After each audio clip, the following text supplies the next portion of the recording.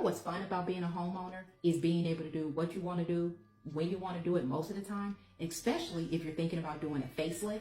And what do I mean by that? Maybe you're thinking about pulling up the carpet and laying new floors. Maybe you're going to paint. Or better yet, maybe you're going to do a major remodel, like a new kitchen or a new bathroom. But you need to hire a contractor. Well, before you do, you definitely want to do your due diligence. So I want to give you 7 tips for you to consider before you hire a contractor. So let's jump right into it. Tip number 1, make sure that the contractor and the subcontractor has license and insurance. Verify and make sure that it's up to date. And tip number 2, testimonies and recommendations. Don't be shy. Be sure to ask your contractor if they have any recommendations. You can also check them out on places like Yelp, Home Advisors, or Better Business Bureau. You definitely want to get at least 2 to 3 to be on the safe side. And tip number 3, when you're meeting with a contractor, ask them if you can see proof of completed work in their portfolio.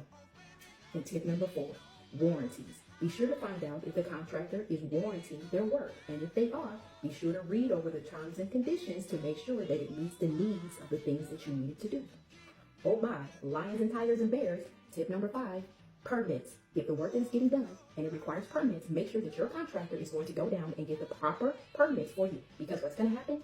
Just think about when you're ready to sell, if you didn't get the work permitted, and now someone is asking, was the work permitted? You definitely want to be able to say yes and show proof of that. So make sure your contractor is doing what they're supposed to do the right way.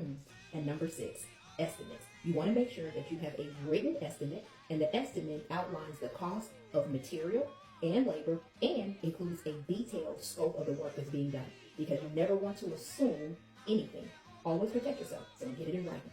All right, y'all. And number 7, the money, deposits and payments. Money, money, money, money, right? All right. It is very customary that the contractors will ask you for at least an initial deposit. That can be anywhere from 5%, 10%, 15, 20, right? So do not be shocked by that and be prepared for that. However, never pay a contractor for all of the work up front, right? And then lastly, before you make that final payment, make sure that the work meets your needs and to your expectations, because you want to be happy when the work is done. So there you go. 7 tips before hiring a contractor.